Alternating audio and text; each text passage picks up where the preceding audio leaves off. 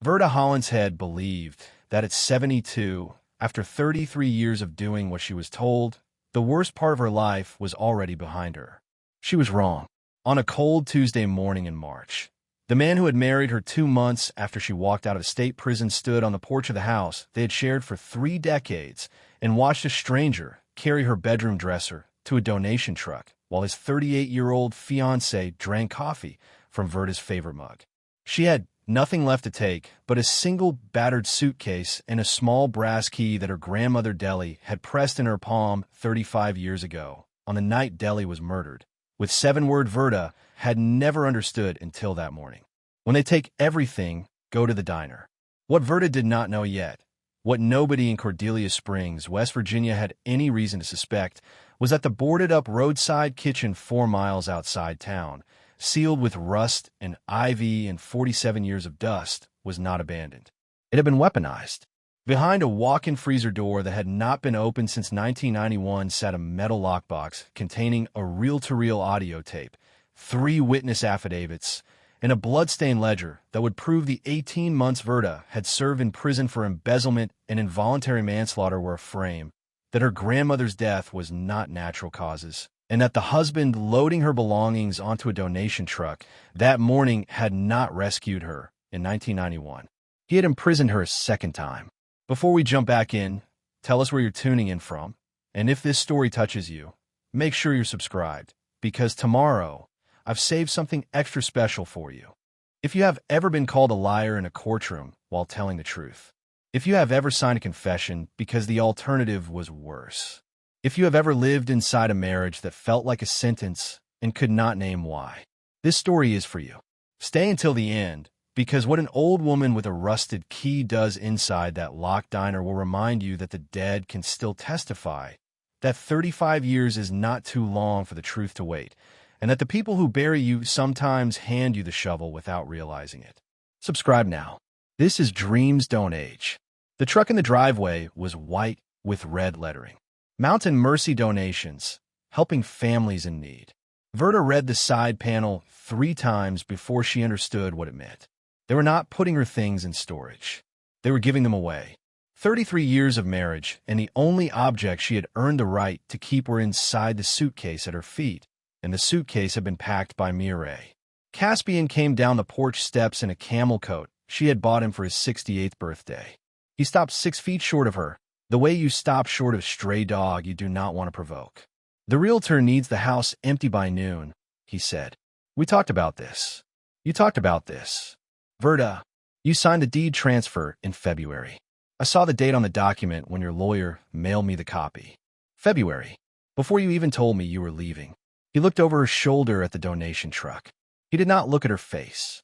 In 33 years of marriage, Caspian Hollinshead had perfected the art of not quite looking at her, and Verda had told herself for 3 decades that this was just how he was: a quiet man, a private man, a man who had taken her in when no one else would, and could not be expected to be warm on top of being decent. She was beginning to understand, standing on her own driveway with her hands shaking inside her coat pockets, that decent had never been the right word.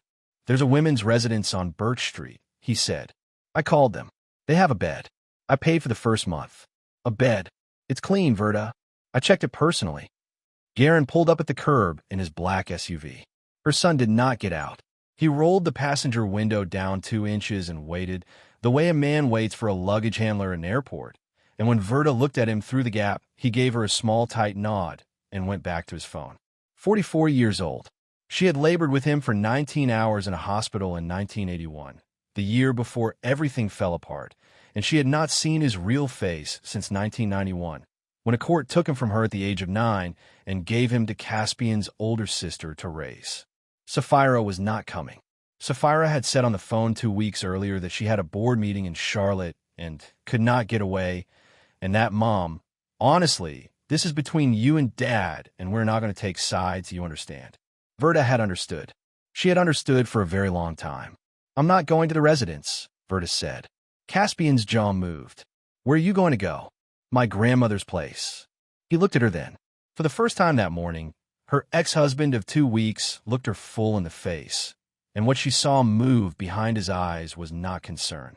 It was the small dropping sensation of a man who has just heard a door open in a room he believed had been sealed. He recovered fast. He had always recovered fast. But Verda had been married to that face for 33 years, and she had seen the flicker, and the flicker told her something her grandmother had been trying to tell her since 1991. Verda, sweetheart.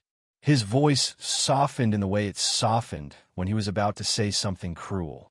That diner has been condemned since before your kids were born. The roof's gone. There's no power, no water. You're 72 years old. You can't sleep in a building like that. You sound worried, Caspian. I'm worried about you. You haven't been worried about me since 1991. Mireille came down the porch steps, holding a cardboard box that had Verda's mother's wedding china in it. She set the box on the hood of Garron's SUV without asking and looked at Verda the way a woman looks at a coat she is deciding whether to keep or donate. Then she went back inside Verda's house, and Verda watched her go, and she felt the brass key in her coat pocket grow warm against her palm. She picked up the suitcase. She walked past Caspian without speaking. She walked past Garron's SUV without looking at him. At the end of the driveway, she turned left toward the bus station on Pickett Avenue, because Caspian had taken the car the same week he had taken the deed. Behind her, she heard her son's window roll up. The bus from Cordelia Springs to the eastern foothills ran twice a day, and Verda caught the second one at 11:40 with $16.40 in her wallet and the suitcase on the seat beside her. The driver was a woman in her 50s with a Steelers lanyard and a face that did not invite conversation, which suited Verda. She paid in cash. She took a window seat 3 rows back. She watched the strip mall and the sheets and the funeral home and the boarded-up Kmart slide past the glass, and she thought about the fact that she had not been on a bus alone since the day in October of 1991 when a corrections officer at Alderson had handed her a paper bag with her belongings in it and a voucher for the Greyhound to Charleston. Caspian had been waiting at the Charleston station. She had not asked him to come. He had come anyway, and he had been holding a bouquet of yellow chrysanthemums, and he had said, "Verda, honey, you don't have to be alone anymore." She had been 37 years old. She had lost 18 months of her life and both of her children and her grandmother in the same calendar year, and Caspian Hollinshead had been the only person in the state of West Virginia who had written her a letter in prison. She had married him at the Kanawha County Courthouse the second week of December. She had worn a navy dress because she did not feel entitled to white. She had thought, sitting across from him at the courthouse cafe afterward over a slice of carrot cake, that she had been very lucky. She had thought, he saved me. She had thought that for 33 years. The bus climbed out of the river valley and into the Pine Ridges, and the cell signal died, and Verda took the brass key out of her coat pocket and held it in her open palm. The shaft was the color of old pennies. The bow was shaped like a small 4-pointed star. Deli had pressed it into her hand at the kitchen table on the night of August 14th, 1991, 3 days before the trial began, and Deli had said, "When they take everything, go to the diner. Promise me, Verdi, promise me you'll remember." Verda had promised. She had promised the way you promise a dying woman whose mind is wandering gently without intending to keep it. Deli had been 78 that summer. She had been sharper than anyone Verda knew, but the lawyer had said the case was airtight, and her own grandmother was talking about a closed-up diner like it was the hand of God, and Verda had folded the key into a side pocket of her wallet and forgotten about it for a while. 2 days later, Deli had been found at the bottom of the basement stairs with a broken neck, and the coroner, a man named Lyndon Ash, had ruled it an accidental fall. The funeral was on a Tuesday. The trial began on a Wednesday. Verda had carried the key through Alderson because the wallet was the only thing the prison let her keep. She had carried it through her marriage to Caspian because by then it had become a kind of relic, a small brass weight that meant her grandmother had loved her even at the end. She had carried it through 33 years of bookkeeping for Caspian's insurance brokerage and 33 years of Sunday dinners with his sister and 33 years of being the wife who did not speak about the 18 months. She had not once put the key in a lock. Preparing and narrating this story took us a lot of time. So if you're enjoying it, subscribe to our channel. It means a lot to us. Now back to the story. The bus dropped her at a Marathon station outside the town of Cordelia Springs at 1:15 in the afternoon. The driver wished her luck without asking what she needed luck for. Verda walked the 2 miles up Route 47 with the suitcase rolling behind her on the gravel shoulder, and a March wind cut through her coat, and her bad knee began to ache somewhere around the first mile and got worse from there. She smelled the diner before she saw it. The place sat in a clearing where the road bent east, half swallowed by Virginia creeper and honeysuckle gone woody with neglect. The asphalt of the parking lot cracked into a mosaic of small green islands. The roof was still on. Deli had built the building in 1968 with her husband Cyril and a crew of 3 local men, and they had used the kind of rolled steel roofing that lasts longer than the people who install it. The faded sign on the pole still read Deli's Roadside Kitchen in yellow letters on a red field, and below it, in smaller letters, open 6 to 9, pie always. Verda set the suitcase down on the cracked asphalt and looked at the front door, and she felt her grandmother's voice rise up out of 35 years like steam off a coffee cup. When they take everything, go to the diner. The padlock on the door was the size of her fist. It was orange with rust. She walked up to it with the brass key in her right hand, and her hand was steady for the first time all day. The padlock fought her for 3 full minutes. Rust had welded the shackle to the body, and Verda had to brace her foot against the bottom of the door and pull with both hands while the key bit into her palm hard enough to leave a mark she would still be able to see 2 days later. She thought about going back to the gas station for penetrating oil. She thought about giving up. Then she thought about Caspian's face on the porch that morning, the small flicker behind his eyes when she had said my grandmother's place. And she put her shoulder into it and twisted, and the lock gave with a sound like a bone breaking. It dropped onto the asphalt at her feet. She stood there breathing hard. The door itself was easier. The bottom hinge had rusted, but the top one held, and when she pushed, the door swung inward on a long groan, and a draft of cold air came out around her, and the smell of the air stopped her before she had taken a step inside. It smelled like old coffee grounds and bacon grease and lemon pledge and the particular dust that settles on vinyl seat cushions over decades. It smelled like every Saturday morning of her childhood. Verda put her hand on the door frame and closed her eyes for a moment, because she had not expected the smell, and the smell was worse than any photograph could have been. And she stepped inside. The light came in through the front windows in long gray slabs. 6 booths along the wall, 3 on each side of the door. A counter with 8 stools, the chrome on the seats gone to a dull pewter color, the red vinyl cracked but intact. The grill at the back behind a chest-high pass-through. A jukebox in the corner, a 1962 Wurlitzer with the glass yellowed from sun. The ticket spike on the counter still held a curl of pale orange paper. Verda walked to the counter and reached out and touched the topmost ticket. 2 eggs over sausage biscuit coffee. Booth 4. 6:42 a.m. August 16th, 1991. The handwriting was Imelda's. 3 days before her grandmother died. 2 days before Verda's trial began. She sat down on the 3rd stool. She did not cry.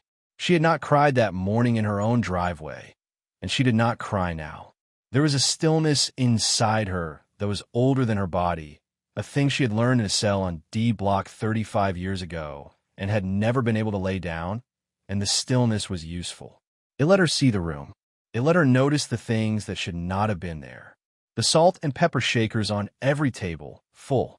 The coffee mugs upside down on the counter rack, 6 of them, like Deli was about to come through the swinging door from the kitchen with a fresh pot. The ready kilowatt clock above the grill had stopped at 11:14, and Verda did not know if that was 11:14 in the morning of August 17th, 1991, or 11:14 at night, but she was certain it was one of those 2 times. Deli had not closed this place down. Someone had locked the door on her grandmother's day.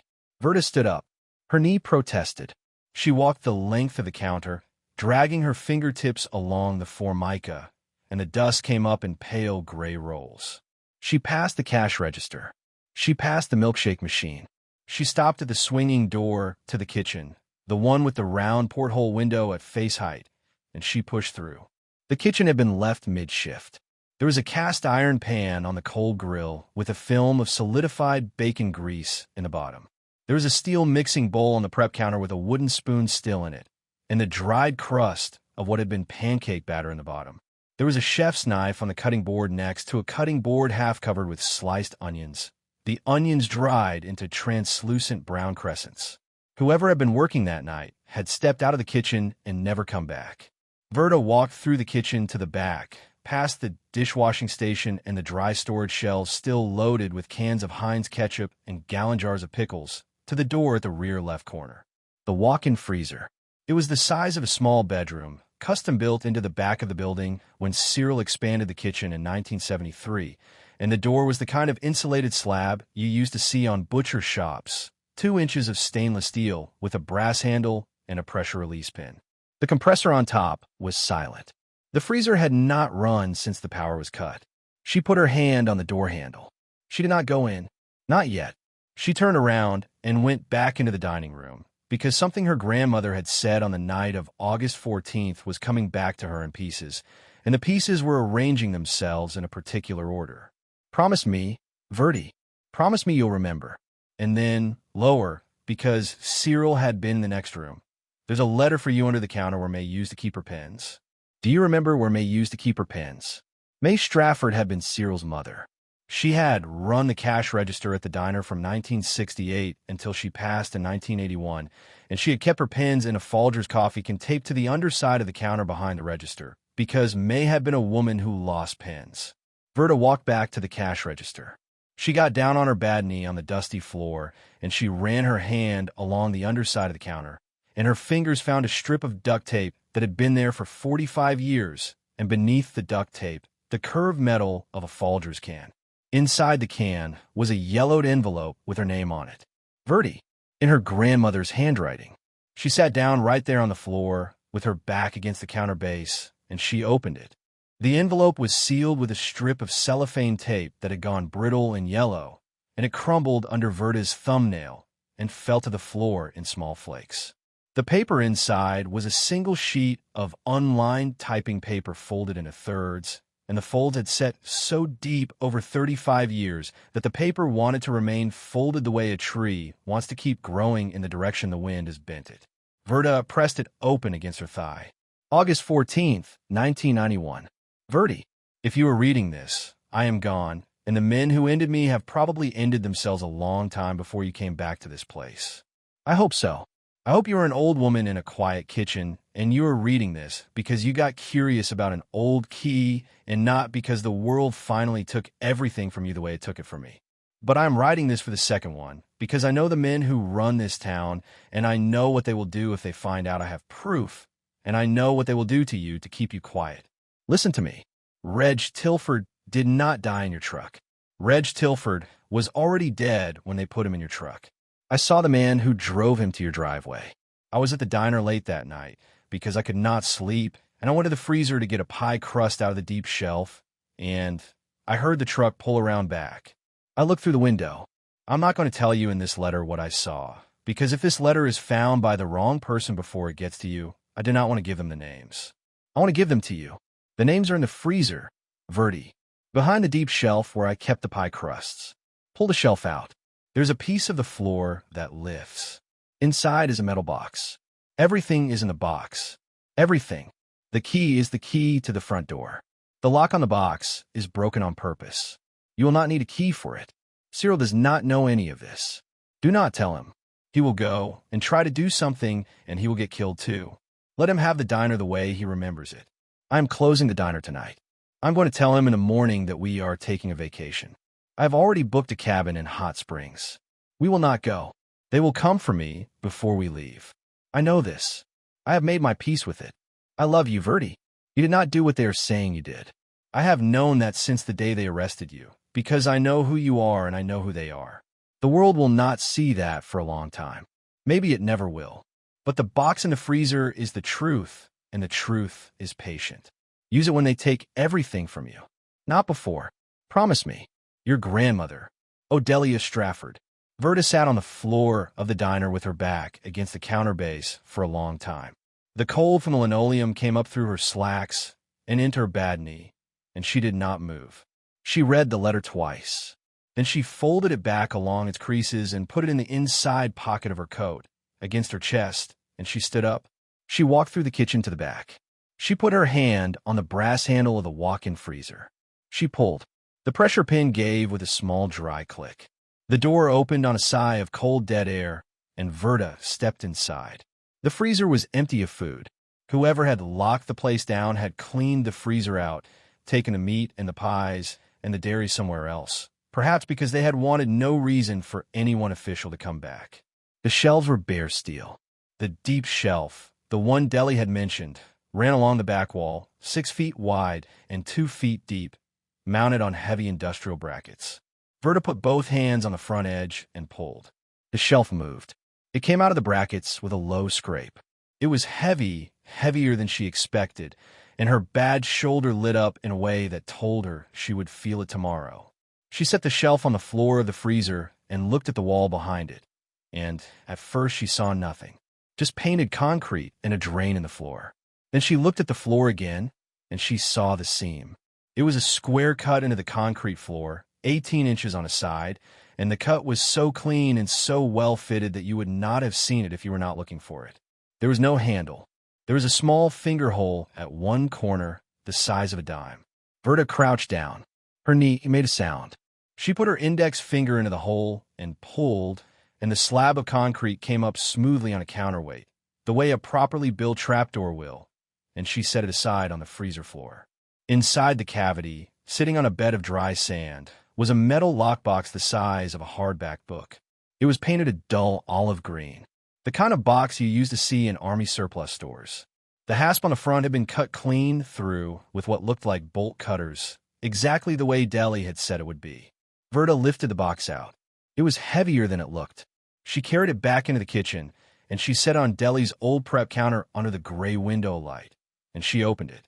Inside the box was an envelope full of black and white photographs, 3 sealed letters in pale blue envelopes, a small reel of magnetic tape on a metal spool no bigger than a coffee saucer, and a green canvas-bound ledger with what looked like a brown handprint smeared across the cover.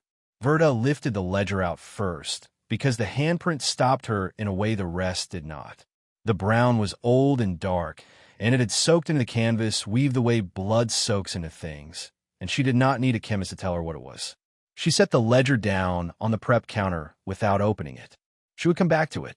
She picked up the photographs. There were 8 of them, taken with a flash, taken from a low angle, taken by someone standing near the back corner of the diner kitchen, looking out through the rear window. The first photograph showed a Ford pickup truck in the gravel lot behind the diner. The headlights off, the driver's side door open. The truck was Verda's. She knew the dent in the rear quarter panel the way a mother knows a birthmark. The second photograph showed 2 men lifting a third man out of the bed of the truck. The dead weight of him, the way his arm hung. The third photograph showed the 2 men's faces, lit by the pale wash of the diner's exterior bulb, and Verda made a sound she did not recognize as having come out of her own throat. The man on the left was Wexford Stillman. He had been 36 years old in 1991, the youngest mayor Cordelia Springs had ever elected, the man who had personally testified at her trial that he had heard Reg Tilford accuse Verda of skimming cash from their hardware store the week before Reg's death. He was 81 now. He was the chairman of the town's Historical Preservation Board, and on Saturday night, he was going to be honored as Citizen of the Year at the annual gala at the Cordelia Springs Country Club. The man on the right was Caspian Hollinshead. Verda set the photograph down. She pressed both hands flat against the prep counter to steady herself, and she looked out the gray window at the sycamores behind the diner, and she let the thing she had just seen go through her like a slow current of cold water. Caspian had not met her at the Charleston Greyhound station out of pity. Caspian had not written her letters in prison out of mercy. Caspian had married her in December of 1991 because a wife cannot be compelled to testify against her husband, and a wife who has already been convicted of involuntary manslaughter cannot afford to remember the details of the night she did not commit it. He had not rescued her. He had filed her. She picked up the 3 blue envelopes. They were numbered in Deli's hand, 1, 2, and 3, and she opened them in order. The first letter was 4 pages long and signed Imelda Kowalczyk. Verda remembered Imelda, a wide-shouldered woman with a laugh that scared the salt shakers, who had waited tables at the diner from 1979 until the night the diner closed. Imelda wrote in a long, looping hand that took up half the page per sentence. She had been in the back kitchen on the night of August 17th, 1991, mopping the floor when Caspian Hollinshead and Wexford Stillman had come in through the back door without knocking and had spoken to Reg Tilford for 40 minutes in booth 4. Imelda had heard most of it through the pass-through. She had heard the words "the books are off by 68,000 and she's going to talk, and not if she's the one holding the gun." She had been 26 years old. She had been afraid. She had told Deli 3 days later, after Reg was found dead in Verda's truck, and Deli had asked her to write down what she had heard, and Imelda had written it down. She had not been brave enough to take it to the police. She wrote, "At the end, Deli, if anything ever happens to me, you give this to Verdi. Tell her I am sorry I was a coward. Tell her I never believed it of her. Not for 1 second." The second letter was from Lyndon Ash, the coroner.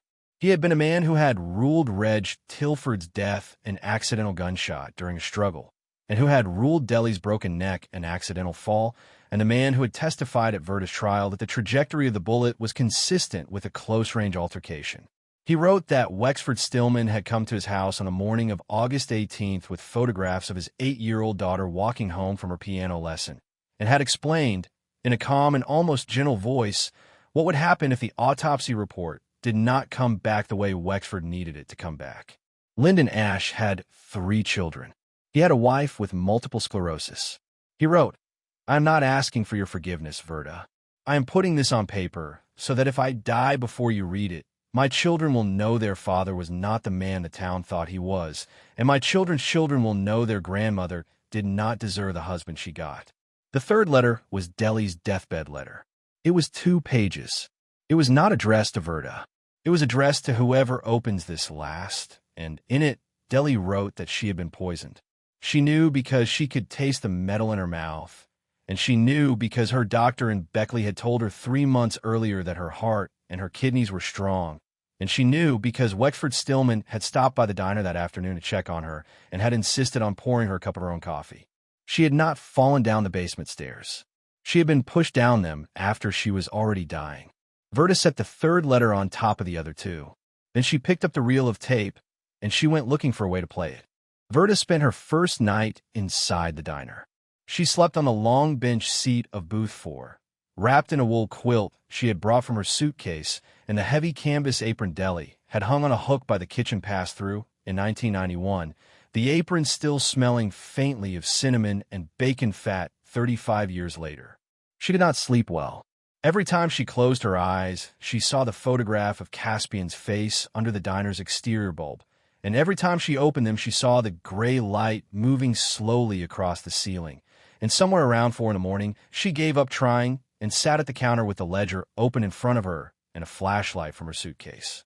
The ledger was a record of payments, written in a small, neat hand she eventually identified as belonging to Reg Tilford himself. From January of 1989 through July of 1991, the hardware store Reg had owned in equal partnership with Verda had paid out a total of $68,400 in cash to Wexford Stillman, in installments ranging from $800 to $4,200 at a time, marked in the right-hand margin with a single letter W. The payment stopped on July 14th, 1991. On July 16th, Reg had written, in pencil at the bottom of that page, "Tell thee everything tonight." Done with this. Reg had told her nothing. Reg had been killed 8 days later. The ledger answered the one question Verda had carried for 35 years and had never let herself ask out loud. She had wondered in the cell on D Block, in the years afterward, in the long, quiet evenings of her marriage to Caspian, whether Reg had actually been stealing from their store. The prosecutor had said he had. The auditors had produced figures. Verda had assumed, by the end, that her partner had been a thief and that she had been too trusting to see it, and that her punishment was the price of trust. The ledger said something different. The ledger said Reg had been extorted by the mayor of Cordelia Springs for 2.5 years, and had finally decided to come clean to his partner about it, and had been killed for the decision. She closed the ledger at 6 in the morning. She put the photographs and the letters and the reel of tape back into the lockbox, and she put the lockbox into the empty body of an old Tide detergent box she found under the kitchen sink, and she carried the Tide box with her when she walked the 4 miles back into Cordelia Springs at first light. The hardware store on Main Street had a different name on the sign now: Treadwell's Hardware and Hearth. Verda stopped on the sidewalk in front of the door and looked up at the painted lettering for a long moment, because the building itself was the same building she and Reg had bought together in 1986, and the brick on the front had been laid by a man named Hawthorne Pickett the year Verda was born. She pushed the door open. A bell jingled. The woman behind the counter was in her early 60s, broad and short, with iron gray hair cut close to her head and reading glasses on a chain. She looked up, and the look on her face went through 3 expressions in the time it took Verda to walk to the counter. Confusion. Recognition. Something that was not quite welcome, but was close to it. Verda Strafford. Treadwell. Mavis. Mavis Treadwell. I bought this place from the bank in 1994. I figured. Mavis Treadwell came around the counter. She was not a woman who hugged strangers, but she put both hands on Verda's upper arms and held her there for a long count of 3, and her grip was strong and her eyes were direct. I was 28 years old in 1991, she said. I was a checker at the Kroger. I sat in that courtroom for 4 days. I sat there because my mother told me to sit there and pay attention to what was being done to a woman in front of God and everybody, and I have thought about that trial about twice a year for 35 years. I do not know what brought you back to Cordelia Springs this week, Verda Strafford, but I want you to know before you say a single word to me that there was at least one person in this town then, and is one person in this town now, who never believed a goddamn syllable of it. Verda put the Tide box on the counter. I need a tape player that takes reel to reel, she said, and I need to find Halford Quintrell. Mavis Treadwell did not ask why. She picked up the phone on the counter, dialed a number from memory, and said into the receiver, Hal. It's Mavis. Get over here. No, right now. No, right now, Hal.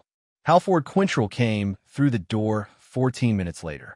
He was 79 years old and walked with a cane, and he had been a sheriff of Cordelia County from 1986 until his forced retirement in 1996, and he had been the deputy who had testified, with visible reluctance and against his own captain's orders, that the gunshot residue evidence in the Tilford case had been collected sloppily and out of chain of custody. Hal Quintrell looked at Verda for a long moment without speaking. Then he sat down on the stool by the cash register and put his cane across his lap. Show me what you've got, he said. By noon, Mavis had closed the store and put a hand-lettered sign on the door, closed for family. Back Tuesday. By 2, Hal had reached a man named Bashir Adebayo, a wrongful conviction attorney out of Charleston who had taken 3 of Hal's old cases pro bono in the past decade and answered his calls on the first ring. By 5, a young reporter for the Cordelia Springs Sentinel named Niev Korhonen was sitting in a booth at the back of the hardware store with a notebook open and a phone recording, listening to Verda read Imelda Kowalczyk's letter aloud. The Historical Preservation Gala was on Saturday night. That gave them 3 days. The Cordelia Springs Country Club sat on a low hill east of town, a long stone and shingle building that had been a private hunting lodge in the 1920s and a country club since 1958. And on the night of the Historical Preservation Gala, it was lit up the way country clubs are lit up for events of consequence, with white string lights along the eaves and brass lanterns flanking the long front walk.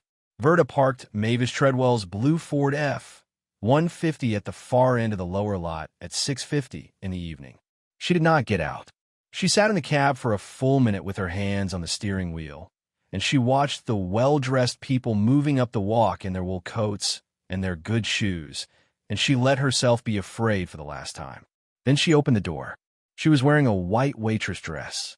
It had belonged to Imelda Kowalczyk in 1991, and Mavis had pressed it for her on Friday night with a starch spray that smelled like lavender, and the small embroidered patch above the breast pocket still said Delis in red script. Over the dress, Verda wore her own coat. In the coat's inside pocket was the lockbox. In her right hand was a manila envelope. In her left was a folded copy of the Cordelia Springs Sentinel, dated for tomorrow's morning edition, which Niev Korhonen had hand-delivered to her at 4 o'clock that afternoon, with the headline already set in 14-point type. The paper would not be on the racks until 5 in the morning. Niev had broken her own embargo for one reason, and the reason was sitting on the front passenger seat of the truck. Bashir Adebayo got out of the passenger side and came around to meet her. He was 61, tall, with a soft, careful voice and a way of moving that suggested he had spent a long time learning how to take up only the space a courtroom would let him have. He had brought 2 associates from Charleston. One of them was filming. The other one was on the phone with an investigator from the West Virginia Attorney General's office who had been on a conference call with Bashir for 40 minutes that afternoon and who, at this exact moment, was driving north on Interstate 64 with 2 state troopers and a sealed warrant. Hal Quintrell was already inside the club. He had been since 5:30. He was wearing his old sheriff's uniform, the one he had not put on since 1996, and he was sitting at table 17 with the badge of the office he no longer held pinned to his chest, and he had a cup of coffee in front of him that he had not touched. "You ready?" Bashir said. "No." "Good," he said. The ones who say yes are usually lying. They walked up the long stone walk together. The maitre d' tried to stop her at the door. Bashir stepped past him without raising his voice. The room was a long banquet hall with 30 round tables and a small stage at the far end. And at the moment Verda walked in, Wexford Stillman was halfway through his acceptance speech for Citizen of the Year. He stood at the lectern in a charcoal suit, 81 years old, smaller than she remembered him, but not smaller than she had been afraid he would be, and he was telling a story about his father teaching him to fish on the Greenbrier River. The room was politely attentive. There was a small crystal vase of yellow chrysanthemums on every table. Verda walked down the center aisle. Heads turned. She did not look at the heads. She looked at the man at the lectern. Caspian was at table 3 in a black suit, with Mireille beside him in a green dress, and she registered both of them in her peripheral vision the way you register a parked car you have already decided not to hit. Garron was at table 11. Sapphira was at table 11 beside him. They had come from Charlotte after all. She did not look at her children. She walked. Wexford saw her at 30 feet, and his face did not change. The face of a man who has spent 50 years being a public figure does not give him away, and Wexford's did not give him away now. He kept his eyes on the back of the room. He kept the smile in his voice. He continued his story about the Greenbrier River as if a 72-year-old woman in a white waitress dress was not walking through the most important room in his life. She stopped at the foot of the stage. "Mr. Stillman." The room went quiet. "I was going to come up there, but I think you should come down here." He stopped speaking. The smile stayed. "Verda, come down off the stage." "Wexford." "Ma'am, this is a private event. My grandmother's name was Odelia Strafford.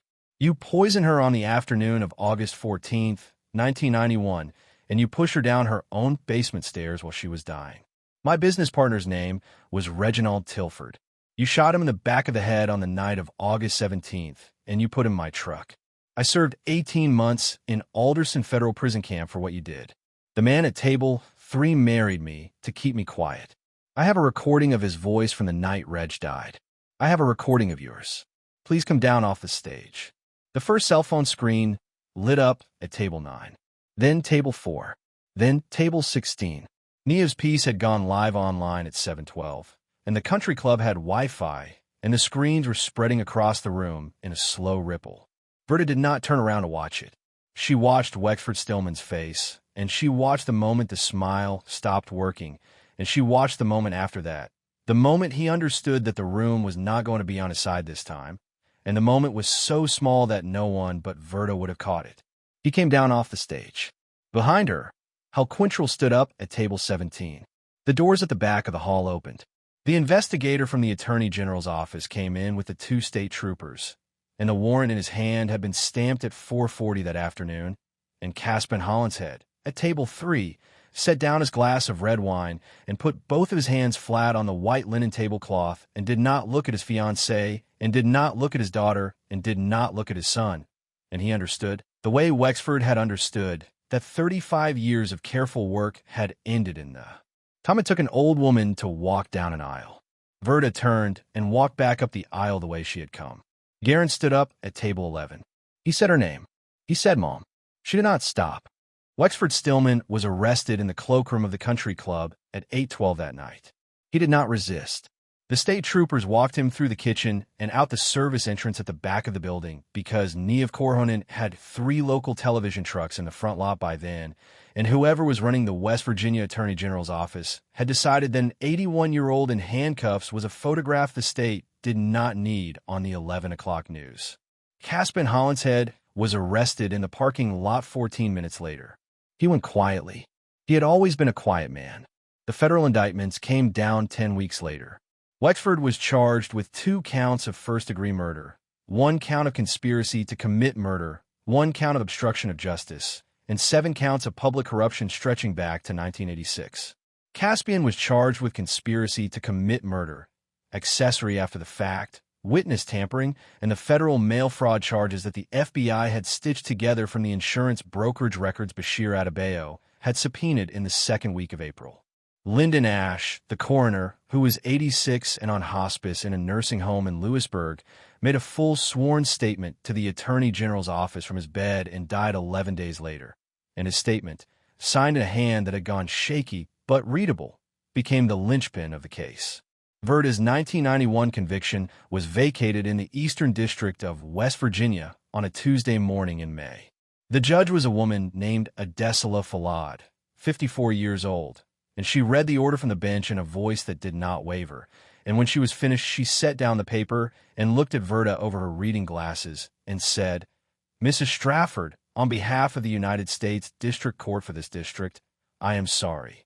The state of West Virginia took 18 months of your life, and a powerful man in your community took 35 years more, and there is nothing this court can give back to you that is equal to what was taken.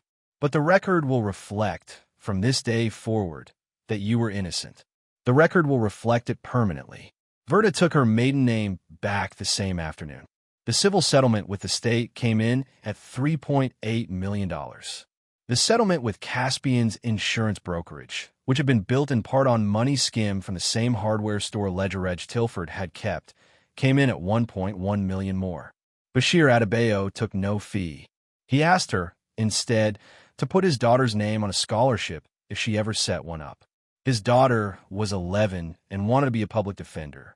Verda agreed without thinking about it. Garron came to see her at Mavis's house in the 3rd week of May. He sat at Mavis's kitchen table for 2 hours, and he cried for the first hour, and he talked for the second. And Verda listened. And what she said when he was finished was that she was not going to cut him off, and she was not going to pretend the 35 years had not happened. He could come for Sunday supper if he wanted. He could not bring his aunt, the woman who had raised him in her place. He could not bring his father's name into her house. He could earn the right to call her mother again, and the earning would take time, and the time would be measured in years, not weekends. He nodded. He did not argue. He came back the next Sunday. Sapphira took longer. Sapphira had a different kind of pride. She wrote a letter in early June, and Verda read it once and put it in a drawer, and a month later she took it out and read it again, and she answered it. They talked on the phone at the end of July. They saw each other in person at Christmas. The road between them was going to be the long road, but they were on it. Verda bought the diner from the family trust for $1 in June. She had owned it on paper since Cyril's death in 2003, but the building had been held in a complicated trust her grandmother had set up in 1972, and Bashir's office did the paperwork to release it cleanly into Verda's name. She hired a roofer first, then an electrician, then a plumber. The county inspector who came out to certify the kitchen for reopening was a woman in her 40s whose grandmother had eaten breakfast at Deli's every Saturday for 23 years, and the inspector cried twice during the walkthrough and signed the certificate without a single contingency. Deli's Roadside kitchen reopened on a Saturday morning in October, 6 months after the night at the country club. Mavis Treadwell came out of half-retirement to run the front of the house. Imelda Kowalczyk, who was 61 years old and had been a hospice nurse for the last 22 years, drove down from Pittsburgh with her 2 grown daughters and worked the breakfast rush in the same uniform she had hung on a hook in 1991. Hal Quintrell sat at the counter on a stool that had been waiting for him for 35 years and ordered 2 eggs over sausage, biscuit, coffee, the way the ticket on the spike had read. Booth 4 was kept empty. There was a small brass plaque on the wall above it. It read in memory of Odelia Strafford and Reginald Tilford. The truth is patient. Thompson came in at 9:15 with his father. He was 8 years old.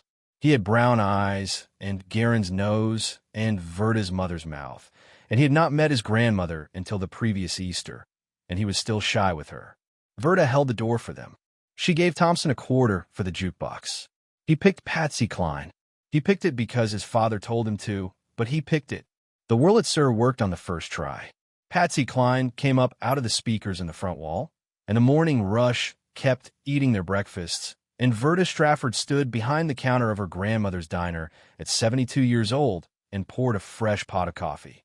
If you have carried a lie someone else told about you, if a powerful person stole years from your life and the years have not come back, if you are tired and you are old and you have been told the door is closed, the door is not closed. Truth waits. Evidence keeps. The people who buried you sometimes hand you the shovel. Use it. Up next, you've got 2 more standout stories right on your screen. If this one hit the mark, you won't want to pass these up. Just click and check them out. And don't forget to subscribe and turn on the notification bell so you don't miss any upload from us.